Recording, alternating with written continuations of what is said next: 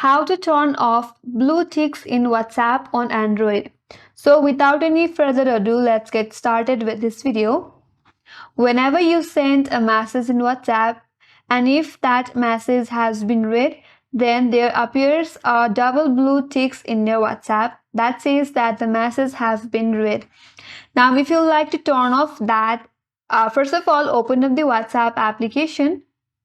Now tap on the three dot icon from the top right corner. From this drop down menu box, tap on Settings. Now from the Settings page, tap on Privacy.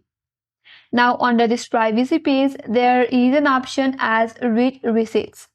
So if that toggle is turned on, turn off that toggle. And with that, you have turned off the blue ticks in WhatsApp on Android. And that's all for today's video. Hope this video was helpful. If you are new to our channel, make sure to subscribe, like, comment, and hit that notification bell icon.